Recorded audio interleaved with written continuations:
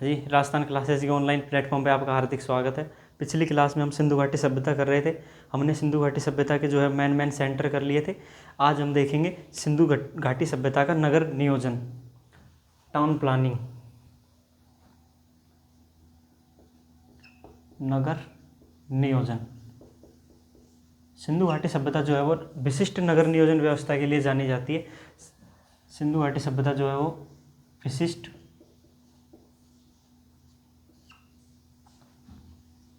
नगर नियोजन,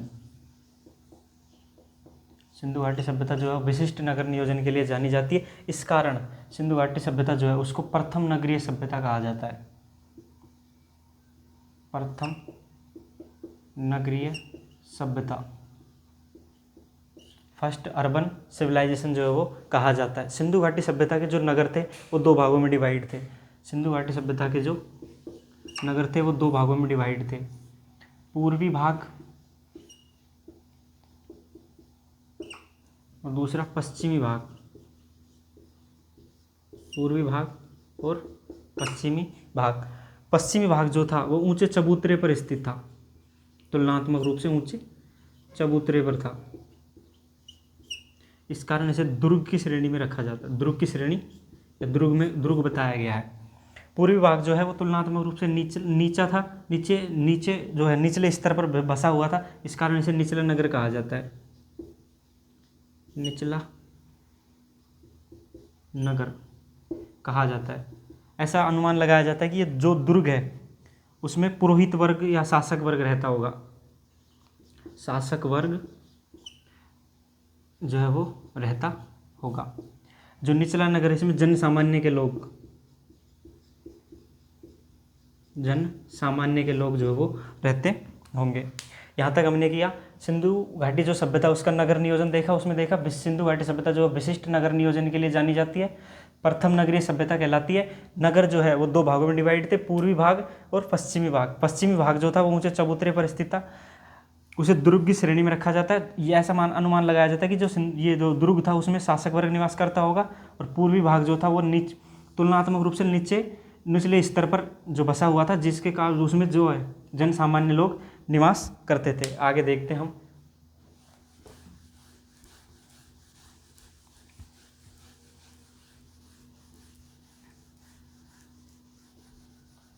सिंधु घाटी सभ्यता के जो हमें घर मिले हैं, उन घरों में हमें जो है वो मिले हैं जनरली तीन या चार कक्ष मिले हैं। 3 या 4 कक्ष मिले हैं।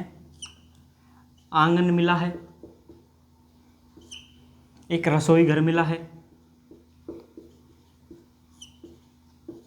और कुछ घरों में हमें कुआं, जल का स्रोत जो है वो कुआं देखने को मिला है। मोहनजोदड़ो जो है, मोहनजोदड़ो से हमें 700 कुओं के साक्ष्य, मोहनजोदड़ो से हमें 700 कुओं के क्या मिले हैं, साक्ष्य मिले हैं। हमने देखा कि जो सिंधु घाटी सभ्यता के जो घर थे उनमें जनरली 3 से 4 कक्ष, एक आंगन, रसोई घर और कुआं देखने को मिलता है। मोहनजोदड़ो से 700 माटी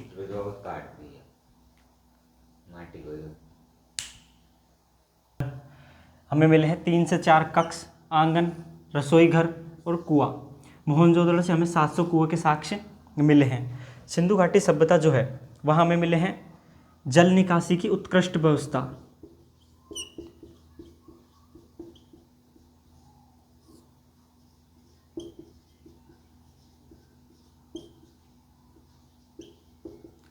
जल निकासी की उत्कृष्ट व्यवस्था मिली है। प्रत्येक घर जो था वो नालियों से जुड़ा हुआ होता था।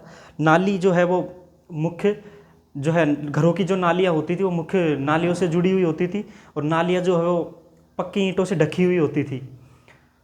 देखते हैं प्रत्येक घर जो है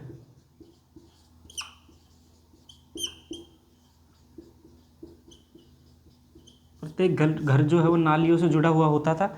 नाली जो है वो मुख्य नाली में जाकर मिलती थी। मुख्य मुख्य नाली में जाकर मिलती थी। नाली जो है वो ढकी हुई होती थी, ढकी हुई होती थी, और ढकने के लिए ईंटों का प्रयोग किया जाता था। ईंटों का, पक्की ईंटों का प्रयोग जो है वो किया जाता था। ईंटों का जो अनुपात था वो अनुपात 4:2:1 होता था। ईंटों का अनुपात जो होता था वो 4:2:1 होता था। मोहनजोदड़ो से हमें जो घर मिले, घरों में जो है 3 से 4 कक्ष, आंगन, रसोई घर, और जो है कुछ घरों में कुएं मिले हैं। मोहनजोदड़ो से हमें 700 कुएं के साक्ष्य मिले हैं। सिंधु घाटी सभ्यता में हमें उत्कृष्ट जल निकासी व्यवस्था मिली है, जिसके लिए नालियाँ बनी होती थी। नालियाँ जो है वो मुख्य नाली से जुड़ी हुई होती थी और ढकी हुई होती थी। नाली जो है उसको साफ करने के लिए जो है एक मैन होल बना हुआ होता था। होल जो है वो बना हुआ होता था, और जो ढकने के लिए पक्की ईंटों का प्रयोग किया जाता था। पक्की ईंटें जो हैं उनका अनुपात 4:2:1 होता था। पक्की ईंटों का जो अनुपात होता था वो 4:2:1 होता था। ये हमने देखा नगर नियोजन। सिंधु घाटी सभ्यता के जो नगर थे वो ग्रिड पैटर्न पर बसे हुए थे। ग्रिड पैटर्न, जो शतरंज जो खेल होता है उसका जो पैटर्न होता है, शतरंज जो खेल होता है, जो गेम होता है शतरंज, इसका जो पैटर्न था उस आधार पर ये बसे हुए थे। और सड़कें जो थी सिंधु घाटी सभ्यता की वो समकोण पर काटती थी, 90 डिग्री के कोण पर काटती थी। हमने देखा नगर नियोजन। अब उसके बाद हम देखते हैं सिंधु घाटी सभ्यता की लिपि।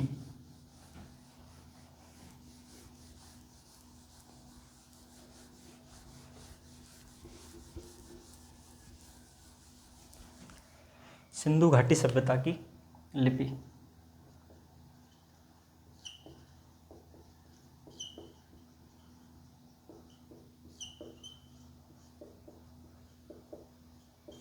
सिंधु घाटी सभ्यता की लिपि। सिंधु घाटी सभ्यता से हमें जो है वो अक्षर के साक्ष्य नहीं मिले, चित्र मिले हैं। जो है सिंधु घाटी सभ्यता में अक्षर तो थे नहीं, तो भावों के माध्यम से जो है सिंधु घाटी सभ्यता के लोगों ने जो है व्यक्त किया अपने विचारों को। तो सिंधु घाटी सभ्यता जो सिंधु घाटी सभ्यता की जो लिपि है उसे भाव चित्रात्मक लिपि कहते हैं। भाव चित्रात्मक लिपि कहते हैं, क्योंकि यहाँ से अक्षर के साक्ष्य जो है वो नहीं मिले, हमें चित्र मिले हैं, चित्रों के माध्यम से व्यक्त किया है। ये भाव चित्रात्मक जो लिपि है, इसकी जो शैली है वो है ब्रुस्टोफेडन। सिंधु घाटी सभ्यता की जो भाव चित्रात्मक लिपि है उसकी जो शैली है वो है ब्रुस्टोफेडन। जो है क्या है? ब्रुस्टोफेडन। सिंधु घाटी सभ्यता की जो लिपि है भाव चित्रात्मक, शैली ब्रुस्टोफेडन। सिंधु घाटी सभ्यता जो है उसके हमें 375 से 400 के लगभग भावचित्र मिले हैं। सिंधु घाटी सभ्यता की जो लिपि है उसे गोमूत्राक्षर लिपि, सर्पिलाकार लिपि जो है कहते हैं। जिस प्रकार सर्प चलता है उसी प्रकार सिंधु घाटी सभ्यता की जो लिपि है उसको लिखा जाता है यूं, दाएं से बाएं, बाएं से दाएं और दाएं से बाएं, दाएं से बाएं, बाएं से दाएं, दाएं से बाएं, इस तरीके से जो लिखा जाता है, इसलिए इसे सर्पिलाकार लिपि,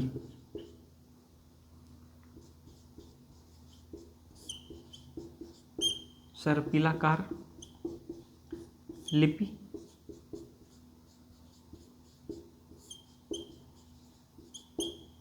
गोमूत्राक्षर लिपि भी कहते हैं। सिंधु घाटी सभ्यता की जो लिपि है उसका सबसे बड़ा साक्ष्य जो है हमें धोलावीरा से मिला है। धोलावीरा से जो है वो मिला है। धोलावीरा से जो है मिला है। 10 भावचित्र मिले हैं, 10 भावचित्र मिले हैं। सिंधु घाटी सभ्यता की जो लिपि है उसको हम अभी तक पढ़ नहीं सके। सिंधु घाटी सभ्यता की जो लिपि है वो भावचित्रात्मक लिपि है जिसकी शैली ब्रुस्टोफेडन है। यहाँ से 375 से 400 के लगभग जो है हमें भावचित्र मिले हैं। इसे सर्पिलाकार लिपि, गोमूत्राक्षर लिपि भी कहते हैं, जो दाएं से बाएं, बाएं से दाएं लिखी जाती है। और ये जो लिपि है इसे हम अब तक पढ़ नहीं सके हैं। और सबसे बड़ा जो साक्ष्य है वो धोलावीरा से मिला है। 10 भावचित्र हमें धोलावीरा से मिले हैं। अब देखते हैं हम सामाजिक स्थिति,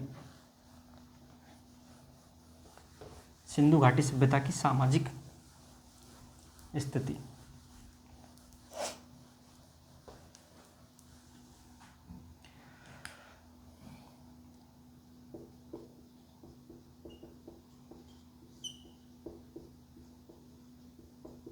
सिंधु घाटी सभ्यता की सामाजिक स्थिति। सिंधु घाटी सभ्यता में जो है उस जो समाज की मूलभूत इकाई थी जो वो थी परिवार। समाज की मूलभूत इकाई, मूलभूत इकाई जो थी परिवार। समाज की मूलभूत इकाई जो है वो थी परिवार। और परिवार जो होते थे वो संयुक्त परिवार थे, जॉइंट फैमिली थी, संयुक्त परिवार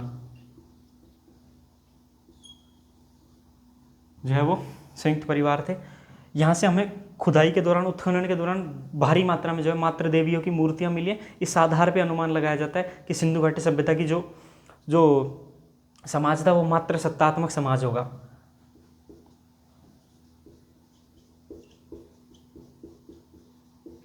मातृसत्तात्मक समाज का जो है अनुमान लगाया जाता है। साक्ष्यों के आधार पर जो है सिंधु घाटी सभ्यता का जो समाज था, साक्ष्यों के आधार पर सिंधु घाटी सभ्यता का जो समाज था हम उसको 4 भागों में डिवाइड करते हैं।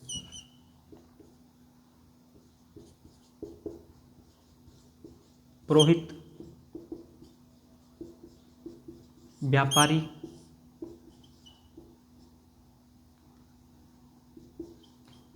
किसान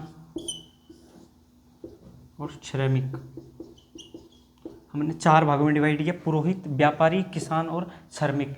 ऐसा माना जाता है कि जो पुरोहित वर्ग है उसके हाथ में क्या रहा होगा, शासन जो है वो रहा होगा। सिंधु घाटी सभ्यता के जो लोग थे वो शाकाहारी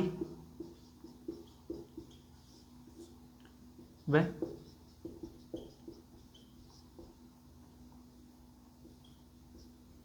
मांसाहारी दोनों प्रकार के जो है लोग पाए जाते, वेजिटेरियन और नॉन वेजिटेरियन जो है पाए जाते थे। सिंधु घाटी सभ्यता के जो लोग थे वो थे शांतिप्रिय लोग थे, क्योंकि यहाँ से हमें उत्खनन के दौरान जो भारी कम मात्रा में जो है क्या मिले, हथियार जो है वो मिले हैं। सिंधु घाटी सभ्यता के जो पुरुष और महिला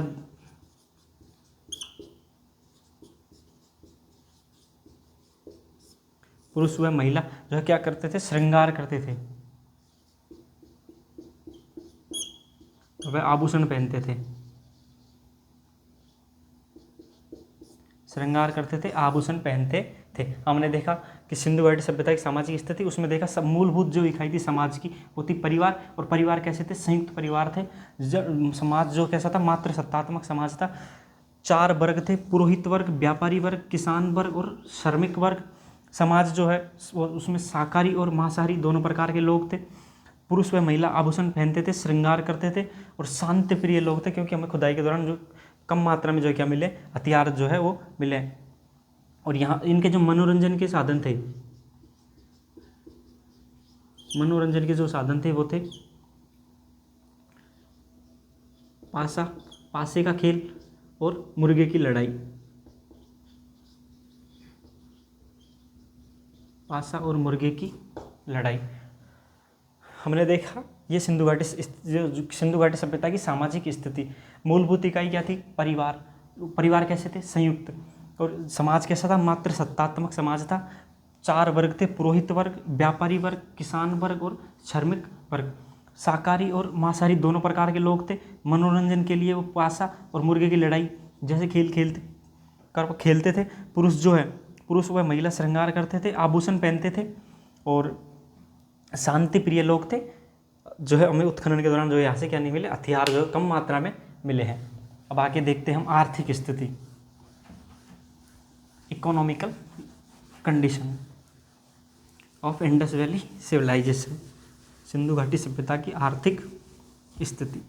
सिंधु घाटी सभ्यता की आर्थिक स्थिति।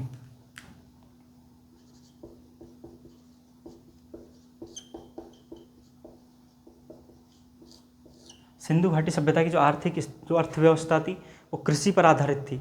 एग्रीकल्चर बेस्ड जो है इकोनॉमी थी और उसमें सरप्लस प्रोडक्शन होता था, अधिशेष उत्पादन होता था। अधिशेष उत्पादन जो होता था उसको अपनी जो है बड़े बाजारों में बेचते थे, मार्केट में बेचते थे। सिंधु घाटी सभ्यता की जो अर्थव्यवस्था थी, अर्थव्यवस्था कृषि आधारित थी, एग्रीकल्चर बेस्ड, कृषि आधारित अर्थव्यवस्था थी। अर्थव्यवस्था कैसी थी, कृषि आधारित व्यवस्था थी और यहाँ से अधिशेष उत्पादन होता था, अधिशेष शेष उत्पादन होता था जिसे बाजारों में बेचा जाता था, बाजारों में बेचा जाता था। अधिशेष उत्पादन में यहाँ जो है वो गेहूं, जौ, सरसों, चना, मटर, रागी जैसी फसलें उत्पादित की जाती थी। जो है सिंधु घाटी सभ्यता के जो लोग थे उन्हें चावल, बाजरा जो था, चावल और बाजरे का ज्ञान नहीं था। हमने देखा आर्थिक स्थिति में देखा सबसे पहले जो है अर्थव्यवस्था कैसी थी, एग्रीकल्चर बेस्ड अर्थव्यवस्था थी। अधिशेष उत्पादन होता था जो बाजारों में बेचा जाता था। गेहूँ, जौ, मटर, चना, रागी, सरसों जैसी फसलें उत्पादित की जाती थी। बाजरे और चावल के जो है चावल और बाजरे का ज्ञान सिंधु घाटी सभ्यता के लोगों को नहीं था। लेकिन लोथल से चावल के साक्ष्य मिले हैं। चावल और बाजरे के साक्ष्य मिले हैं लोथल से। और एक जगह पड़ती है रंगपुर से हमें चावल की भूसी मिली है। चावल की भूसी जो है वो रंगपुर से मिली है। और जो एग्रीकल्चर बेस्ड अर्थव्यवस्था थी हमें जो है नहरों के साक्ष्य भी मिले हैं। सोरतुगई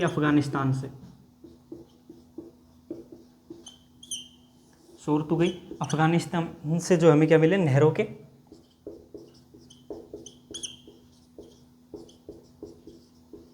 सोरतुगई अफगानिस्तान से हमें नहरों के साक्ष्य मिले हैं।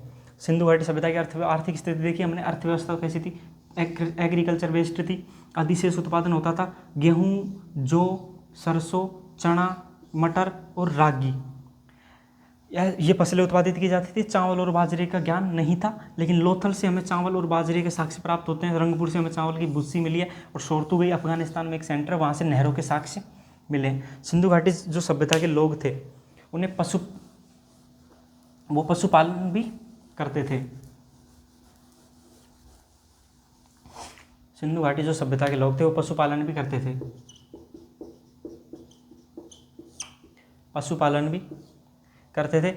वो जो है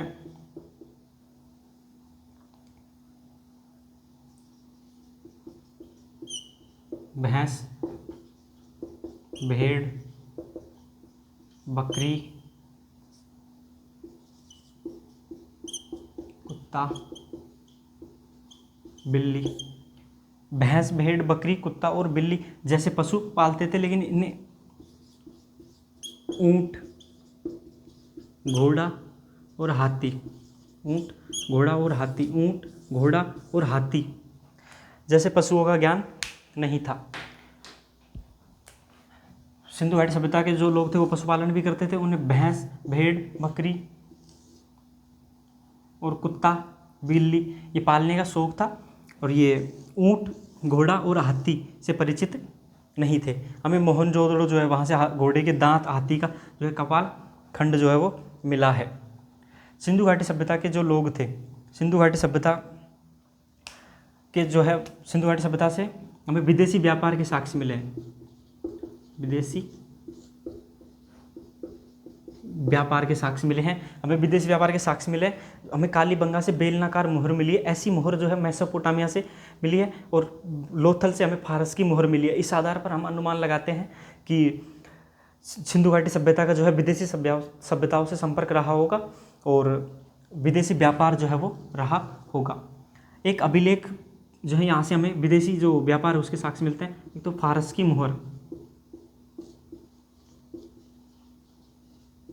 मोहर मिली है और बेलनाकार मोहर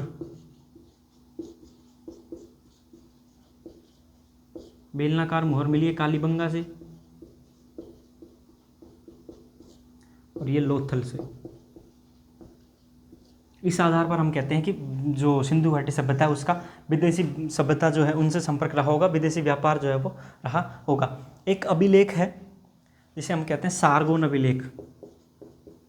सारगोन अभिलेख जो मध्य एशिया में स्थित है। सारगोन अभिलेख, ये अभिलेख जो है उसमें कहा गया सिंधु घाटी सभ्यता को मेलवा कहा गया है। सिंधु घाटी सभ्यता को क्या कहा गया है? मेलवा जो है वो कहा गया है। सिंधु घाटी सभ्यता को मेलवा कहा गया है। मेलवा जो है वो नाविकों का देश मेलवा जो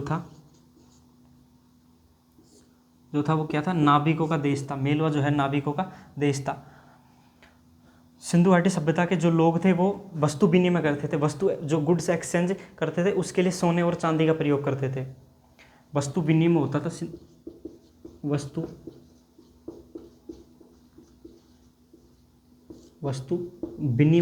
वस्तु विनिमय होता था और इसके लिए जो है सोने और चांदी का प्रयोग करते थे। सोने व चांदी का प्रयोग करते थे। लेकिन सिंधु घाटी सभ्यता के जो लोग थे उनको लोहे का ज्ञान नहीं था। सिंधु घाटी सभ्यता के जो लोग थे वो तांबे और टिन को मिला करके कांसा बनाना जानते थे। तांबा जो मानव के द्वारा खोजी गई या उपयोग में ली गई पहली धातु थी। फर्स्ट मेटल ऑफ, जो मानव द्वारा उपयोग में ली गई या खोजी गई जो है वो पहली धातु थी तांबा। और तांबे और टिन को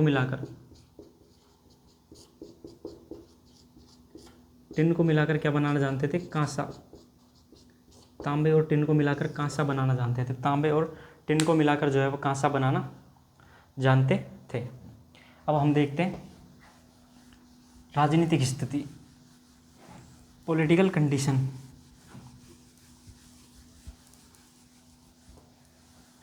राजनीतिक स्थिति देखते हैं।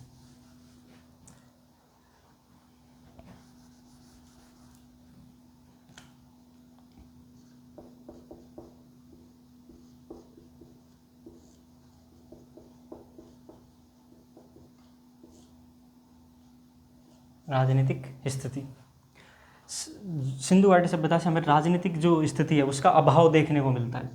जानकारी, जितनी जानकारी मिलनी चाहिए थी उतनी नहीं मिलती, अभाव जो है वो है। और ऐसा अनुमान लगाया जाता है कि सिंधु घाटी सभ्यता में जो शासन रहा होगा वो पुरोहित वर्ग का रहा होगा। पुरोहित या व्यापारी जो है, पुरोहित या व्यापारी वर्ग का रहा होगा। और ऐसा अनुमान लगाया जाता है कि सिंधु घाटी सभ्यता जो है उसमें एक ही शासन व्यवस्था रही होगी।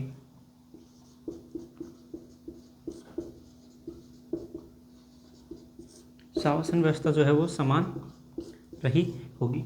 राजनीतिक स्थिति हमने देखी, उसमें देखा कि जो है जानकारी का अभाव है देखने को मिलता है।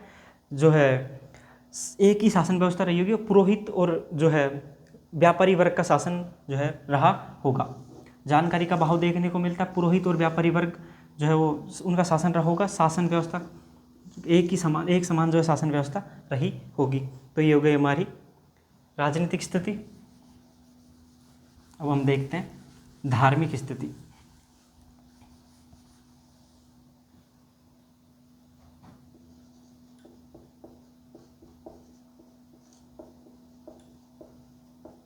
रिलीजियस कंडीशन, धार्मिक स्थिति हम देखते हैं। सिंधु घाटी सभ्यता के जो लोग थे वो बहुदेववाद, एक से अधिक देवों को पूजने में, और प्राकृतिक बहुदेववाद, प्रकृति से जुड़े हुए जो वस्तुएं थी उनको पूजने में जो है क्या उनकी जो है पूजा करते थे। तो एक था बहुदेववाद और प्राकृतिक बहुदेववाद।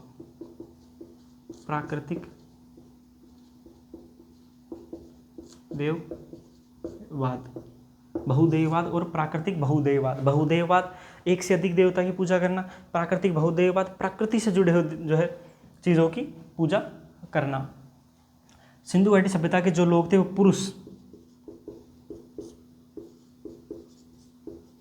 पुरुष व महिला से संबंधित देवी देवता जो थे उनकी पूजा करते थे। पुरुष व महिला से संबंधित देवी देवताओं की पूजा करते थे। भारी संख्या में मात्र देवी की मूर्तियां मिली हैं।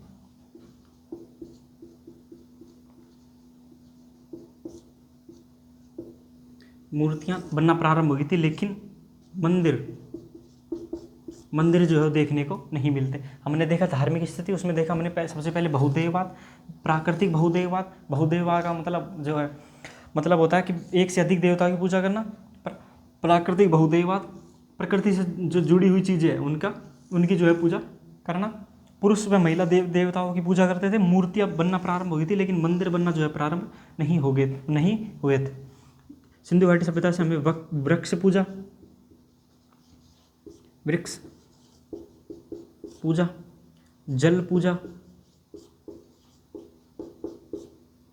लिंग पूजा,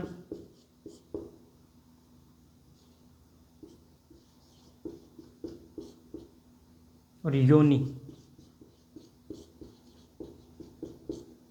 इनके हमें क्या मिलते हैं? साक्ष्य जो है वो मिलते हैं। वृक्ष पूजा, जल पूजा, लिंग पूजा और योनि पूजा के हमें साक्ष्य मिलते हैं। सिंधु घाटी सभ्यता के जो लोग थे वो अंधविश्वासी थे।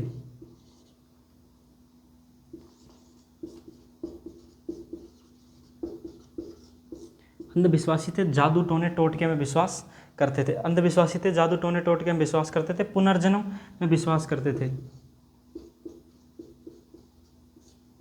पुनर्जन्म में विश्वास करते थे। बलि प्रथा भी का प्रचलन था। बलि प्रथा का भी क्या था?